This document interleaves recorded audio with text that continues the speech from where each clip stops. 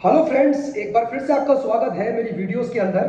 आज बात करेंगे क्लास 12th इकोनॉमिक्स के बारे में और बुक का नाम है इंडियन इकोनॉमिक डेवलपमेंट और उसका जो सबसे पहला चैप्टर है जिसका नाम है Indian economy on the eve of independence, मैं उसकी बात करूंगा। लेकिन इस पूरे वीडियो के अंदर मैं पूरे चैप्टर का जिक्र नहीं करूंगा, सिर्फ एक सेक्टर की बात करूंगा और वो है agricultural sector of Indian economy at the time of independence. इससे पहले कि हम वीडियो के अंदर बात करें, मेरी आपसे रिक्वेस्ट है कि आप इस वीडियो को सुनने के लिए अपने ईयरफोन का यूज करें ताकि जो क्वालिटी है वो अच्छी आए, क्योंकि थोड़ा सा मेरे कमरे के अंदर इको है, थोड़ा सा आवाज गूंजती भी है, तो शायद आपको दिक्कत होगी। तो आप ईयरफोन का यूज करें ताकि आपको अच्छे से मेरी बात जो है वो ढंग से क्लियर हो सके। तो आइए बात करते हैं। देखो, आप अगर देखें तो आपके 12th क्लास के अंदर दो बुकें हैं। पहली कौन सी है? मैक्रो इकोनॉमिक्स, और सेकंड है इंडियन इकोनॉमिक डेवलपमेंट।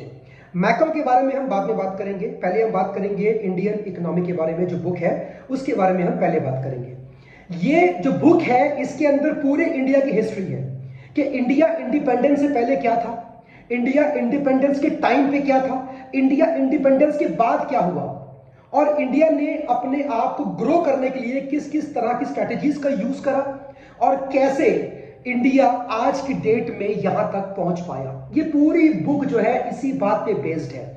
मुझे मालूम है कि ये हिस्ट्री है, इंडिया के बारे में काफी कुछ हिस्ट्री के अंदर आप लोग बात करेंगे इसके अंदर, लेकिन ये बोरिंग बिल्कुल नहीं है, क्योंकि इसके अंदर सच्चाई है हमारे देश के बारे में, जो हमारे देश के लोगों ने झेला अंग्रेजों के जमाने में। तो आइए बात करते हैं इंडिया के। जब मैं इंडिया का नाम लेता हूं तो आपके जहन में क्या आता है? एक ऐसा देश जहां पे बहुत ज्यादा आबादी है, गरीबी है, भूखमरी है, लोगों के पास काम नहीं है, बहुत ज्यादा क्राइम है। क्या एक ऐसे देश की इमेज आपके सामने आती है?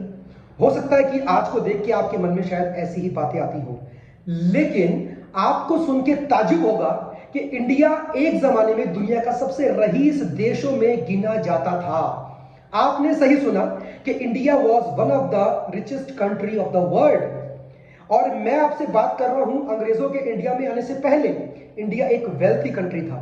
मैं क्यों बोल रहा हूं ऐसा कि इंडिया के पास बहुत दौलत थी, बहुत पैसा था, काफी प्रॉस्परस देश था हमारा। क्यों? आपने अगर हिस्ट्री को ढंग से पढ़ा हो तो आप ये बात अच्छे से जानते हैं कि हमेशा सबने इंडिया पर ही अटैक करा, चाहे वो मुगल्स रहे, चाहे वो अलाउद्दीन रहा या कोई और रहा। बाहरी ताकतों ने हमेशा इंडिया पर ही अटैक करा। इवन अंग्रेजों ने भी इंडिया को ही अपना पॉइंट बनाया और इंडिया हमेशा से दूसरों की निगाह में रहा कि एक बार अगर इंडिया का न्यू दिल्ली वाला हिस्सा, दिल्ली वाला हिस्सा अगर हमारे हाथ में आ जाए तो पूरा इंडिया का कंट्रोल हमारे हाथ में आ सकता है। दोस्तों, डकैती हमेशा वहीं पड़ती है जहां पे दौलत होती है। तो इंडिया पे डकैती हमेशा क्यों पड़ी? क्योंकि इंडिया के पास पैसा था। वो अलग बात है कि लूट लिया गया। तो खैर, इतना पास्ट के तो अंदर हम नहीं जाएंगे, लेकिन हम बात करेंगे जो आपकी बुक का पहला चैप्टर है, Indian economy on the eve of independence. मतलब इंडिया की अर्थव्यवस्था, इंडिया की इकोनॉमी कैसी थी जब इंडिया आजाद हुआ। 1947 के टाइम पे इंडिया का स्थिति या कंडीशन क्या थी, उसी के बारे में हम बात करेंगे। तो आइए हम पहले बात करते हैं एग्रीकल्चरल सेक्टर के बारे में कि इंडिया का एग्रीकल्चरल सेक्टर कैसा था जब अंग्रेज इंडिया छोड़कर गए। उनके आने से पहले वो क्या था वो हम जानते हैं, प्रॉस्परस था। इंडिया दुनिया के अंदर अपने रॉ मटेरियल्स को लेकर वर्ल्ड वाइड फेमस था। हर तरह के मसाले, हर तरह के यहाँ पे क्रॉप्स थे, हर तरह के हाथ से बना सामान, हैंडीक्राफ्ट इंडिया का वर्ल्ड वाइड फेमस था। लेकिन जब वो गए इंडिया से 200 साल के राज के बाद, तो उन्होंने इंडिया के एग्रीकल्चर की स्थिति क्या रखी वो आपके सामने लिखा है। तो आइए हम पढ़ेंगे पहला पॉइंट क्या लिखा हुआ है, agricultural sector on the eve of independence. तो पहला पॉइंट है लैंड सेटलमेंट सिस्टम। ये सबसे बड़ा ड्रॉबैक बना जिसने इंडिया की इकोनॉमी की रीढ़ की हड्डी को तोड़ा। एग्रीकल्चर इंडिया का स्टार्टिंग से एक पावर रहा है। आपको सुन के ताजुब होगा, 85% आबादी देश की एग्रीकल्चर के ऊपर बेस्ड थी अपनी रोजी रोटी कमाने के लिए। लेकिन उसी को तोड़ा इन लोगों ने, अंग्रेजों ने इसी के ऊपर अटैक करा। क्या मतलब है जो लिखा हुआ है यहाँ पे पॉइंट, इसको हिंदी में कहते हैं जमींदारी सिस्टम। इसका मतलब होता है कि अंग्रेजों ने, क्योंकि उस जमाने में उनकी गवर्नमेंट थी, तो उन्होंने क्या किया कि इंडिया के ही आदमी को जमींदार की तरह अपॉइंट कर दिया और जमींदार भी एक उसके अंदर वीआईपी टाइप की फीलिंग आई कि मुझे गवर्नमेंट ने इतना इंपॉर्टेंस दिया, भले ही गवर्नमेंट उनकी थी अंग्रेजों की, लेकिन मुझे इतना इंपॉर्टेंस मिला है।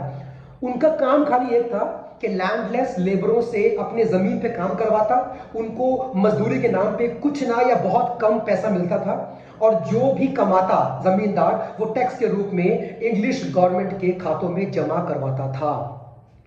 अब इससे क्या हुआ, बेचारे फार्मर्स जिनके पास अपनी खुद की जमीनें नहीं थी, उनका एक्सप्लॉयटेशन होने लगा। उनसे काम ज्यादा लेते थे, लेकिन पेमेंट उन्हें बहुत कम मिलता था, या 2 टाइम की रोटी खाने के लिए उनको पैसा मिलता था, या कभी कभी तो वो भी नहीं मिलता था, बस खाना दे दिया, बात खत्म हो गया। तो कहीं ना कहीं ये बहुत बड़ा एक रीजन बना इंडियन एग्रीकल्चर के डाउनफॉल का।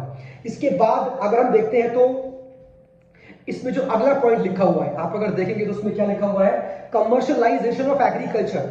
अंग्रेजों ने इंडियन फार्मर से ये बोला कि आप अपने जीने के लिए फार्मिंग करते हो ना, आप फूड क्रॉप्स को कल्टीवेट करते हो, गेहूं उगाते हो, चावल उगाते हो, दालें उगाते हो, इसको बेच के तुम्हें क्या मिलता होगा, आप कैश क्रॉप पे आओ, आप ऐसा क्रॉप उगाओ जिसका मार्केट में डिमांड ज्यादा है। देखो वो क्या कहना चाह रहे थे, आप याद करिए कि आपने पढ़ा हिस्ट्री के अंदर कि 18th सेंचुरी में 1850s के अंदर आते आते यूके के अंदर, इंग्लैंड के अंदर इंडस्ट्रियल रेवोल्यूशन आ चुका था। वहां पे इंडस्ट्रीज आ चुकी थी बड़ी बड़ी, वहां पे मैन पावर भी था, लेकिन वहां पे कमी थी तो रॉ मटेरियल्स की, क्योंकि जब तक आपके पास कच्चा माल नहीं होगा आप उससे फाइनल गुड्स नहीं बना सकते। आप शर्ट कब बनाओगे, जब आपके पास कॉटन होगा।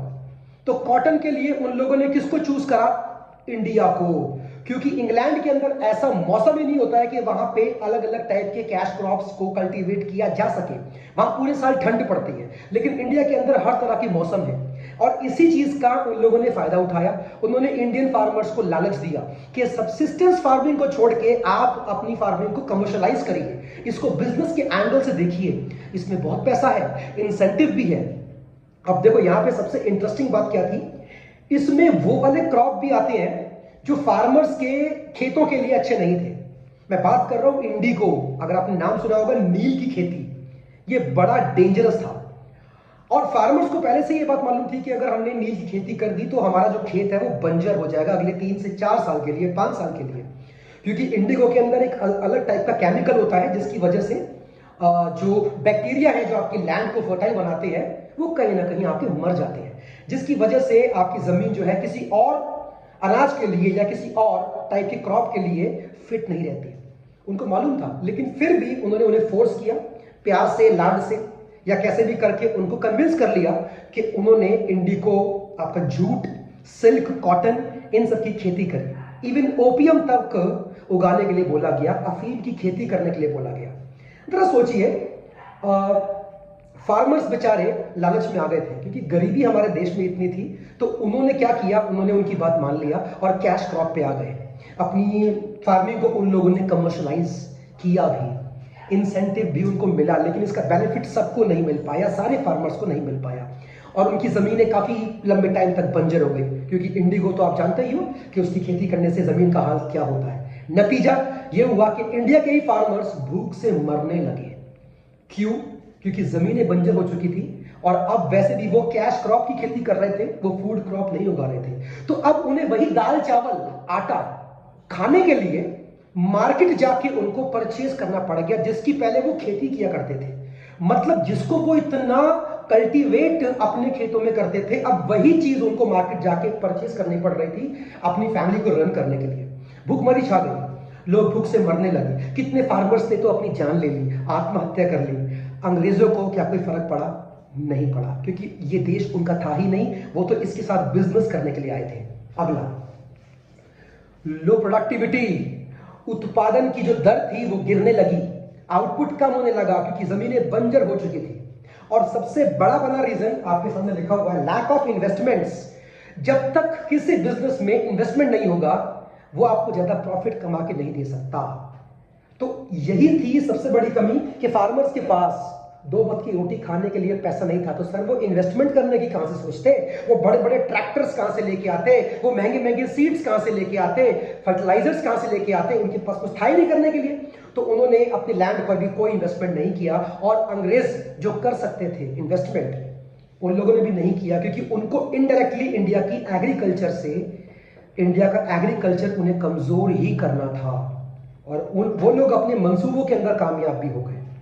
ये था हमारा एग्रीकल्चरल सेक्टर। हालांकि आपकी बुक के अंदर बहुत सारी बातें लिखी होंगी, इनफैक्ट आपको वो सब चीजें भी पढ़नी है, लेकिन सारी नहीं पढ़नी। ये मेन पॉइंट्स है जो आपको आने चाहिए। एग्जाम में अगर आ गया क्वेश्चन तो आपको इन्हीं का जिक्र करना है, तभी आपको नंबर दिए जाएंगे।